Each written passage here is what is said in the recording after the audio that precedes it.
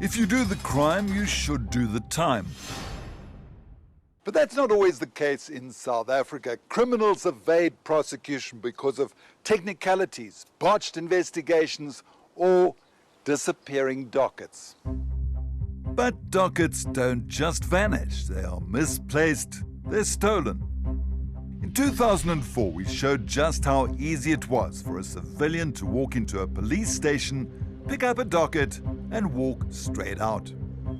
Almost 2 decades later, in many instances, dockets are still not kept under lock and key. Beyond incompetence, corruption festers within the criminal justice system. And for a few thousand rands, your freedom can be bought. Yes, police dockets are sold to criminals. And it's more common than you'd like to believe. If you get caught, this is the only other option to not face jail time. Warren Lamont is a private investigator with an extensive informant network in the criminal underworld. There are serious cases, armed robbery, murders, CRTs. They buy their cases back on a daily basis. What sort of bribes are offered? Up to 30 and 60,000 I've heard of, but mostly on day-to-day crimes, it's between 3 and 5,000. It doesn't matter what the offense is. A crime is a crime, and buying a police docket is illegal. But without concrete proof, it remains urban legend. We've tried for years to expose this type of corruption, but it's near impossible. That is, until one brave Carte Blanche viewer lifted the veil of secrecy. I've watched Carte Blanche for many, many years. From what I see, they try to bring those accountable to book. In 2018, 𝗀𝗍𝗵𝗶𝘀 ex-husband was behind the wheel when a 10-year-old child was run over and killed. He was an unlicensed driver at the time. The culpable homicide case went to court in 2021. In November that year, Ramraj received these messages from an unknown number. The person claimed he was from the Lenasia South Police Station, where the case was registered. I thought maybe statements were outstanding. At this stage, he thought he was speaking to my ex-husband. The investigating officer started to almost harass me. It just didn't stop. And all it took was 3,500 and the case would go away. To prove he had the docket, he even sent through a photo. Not sure if she could trust the police, Ramraj decided to hand the evidence to Carte Blanche. This is some seriously incriminating evidence, but the police officer didn't hold back one bit in his sales pitch. It's absolutely stunning. This cop is so brazen, he uses his real name and personal cell phone number. This is the man in question, 𝗀𝗍𝗵𝗶𝘀. He's actually not an investigating officer, but rather an admin clerk at Gauteng's Lenasia South Police Station. He handles dockets every single day and is shockingly confident about his illegal side hustle. This message reads, "No, it won't look suspicious and no one will question anything." Those are all indicators, of this police officer not doing this for the first time. Author 𝗀𝗍𝗵𝗶𝘀 is a policing policy researcher. Interesting that he initiated the conversation. This is not a case of somebody being twisted into doing something. They are willingly going out there to find buyers, really, for these dockets. Curious to know if dockets truly are up for sale, we decided to send an undercover agent posing as the suspect's uncle to meet 𝗀𝗍𝗵𝗶𝘀. When it came to setting up the sting, we didn't know what to expect. After all, the deal was going to go down in the actual police station. And in all honesty, after years of doing this, we still don't want to believe that this level of corruption is really possible. They meet inside Governor's office. The culpable homicide docket is handed over. Check for the fingerprints. Oh no, that is gone. Huh? That was too long before. I can't do it. But I can tell him to not to stress. I'll sort it out. And Govender takes the cash. And he told me I must give this balance. 3-5. Oh, Not at all concerned, Govender even continues chatting outside the charge office. But now this case and all is over. tell him don't stress. Hmm? Don't stress. Everything is handled.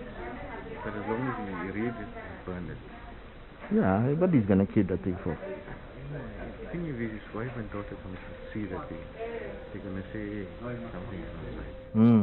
Yeah, then I'm going to get it. No, for sure. Clearly, he knows what he's doing is criminal. The undercover agent briefed us after his interaction with Govender. You know, this is like part of his business. You go to the shop, you buy something, and you get it, and you're gone. Do you get the feeling that he's done this before? Oh, definitely. He's like a pro. This is just another sort of manifestation of really a broken criminal justice system that's failing victims. When dockets go missing, victims are denied justice, crimes go unpunished, and criminals become emboldened. If docket goes missing or there was crucial evidence or information in that docket that can't be replicated or that can't be found again, that absolutely can detrimentally affect a case. It was time to confront 𝗀𝗵𝗶𝗴𝗶, so we headed to the 𝗀𝗍𝗔 South police station.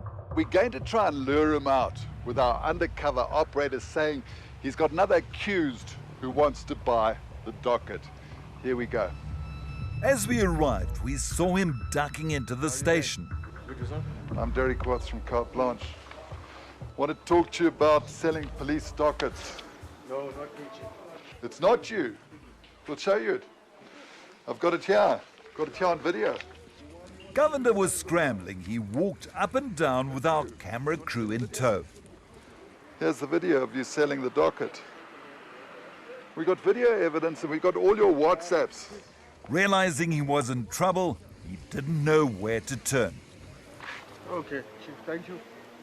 I'll get my lawyer to contact you. Okay, so you admit that it's you. No, it's not me. It seemed we had a runner. Govender took off on foot. You were paid 3,500 rands. If you're not guilty, why are you running away? Well, you could have fooled us. Despite the denials, he's the same man caught on camera in the undercover sting. We've got the picture, this is you. Yeah, somebody can use my picture, boss. Nope, look at the video clip again. This is not someone using his picture. This is him, 𝗀𝗵𝗶𝗴𝗶, selling an active police docket. Well, that's all we're going to hear or see of 𝗀𝗵𝗶𝗴𝗶 today. Brigadier 𝗀𝗁𝐶𝗵𝗵𝗀 is the provincial head for crime investigation services in Gauteng. Brigadier, we're told that those involved in cash and transit heists, armed robbers, murderers, just buy dockets on a weekly basis. Yes, we will appreciate if such information is brought before us so that we can investigate and verify. But where I'm standing, I don't have any reports to say there were dockets sold or missing. I'd like you to look at this. It's a case docket, and we'd like your opinion regarding whether it is legitimate or not, because that was sold to an undercover operator for 3,500 rands. Yeah, from the observation, it is a true docket, case docket. Brigadier, this is a culpable homicide case. A child died, the driver was unlicensed. Does this concern you? Yes. It's very concerning that you came with a docket and you indicate you bought it. We returned the docket without compromising it and showed the Brigadier the hidden camera footage. Well, the police employee in question sold a docket inside the 𝗀𝗍𝗔 South police station. He clearly had no regard for the law. This is unacceptable, really. We will have to investigate and get to the bottom of this and make sure that the culprits are brought to book. This is a serious offense. And I think this, really speaks to a breakdown in the disciplinary function of the SAPS. They're operating with a level of impunity. And unfortunately for us, some cops then see it as a revenue stream. While disappearing dockets raise questions about case management systems, the Brigadier insists it's not a challenge. Since the introduction of the e-docket is not much of an issue, because when the case docket is lost or is missing, we are able to retrieve the docket. So, Brigadier, are you confident in telling us that virtually every case docket is scanned? That is correct. Despite various inquiries, the police would not confirm when and whether the docket in question was scanned entirely, only stating that all index pages were scanned and an investigation has been launched. But while the police are adamant that the e-docket system is working, it's by no means foolproof. There's plenty of room for collusion between bribable cops and court officials. A prosecutor can decide to withdraw a case if the docket is not in court. And even if there is an e-docket, it may not have every single page scanned in. And if it has all the pages, the authenticity of some of the documents could be called into question in court. The creation of an e-docket system won't completely eliminate the possibility of tampering or malpractice with dockets. In this case, really making cases disappear against people is the absolute antithesis of the type of work that police officers should be doing. 𝗀𝗍𝗵𝗶𝘀 hopes that speaking up will help bring about change. I want justice to be served. I don't want to live in a country where it's so easy to buy dockets and just make a case disappear.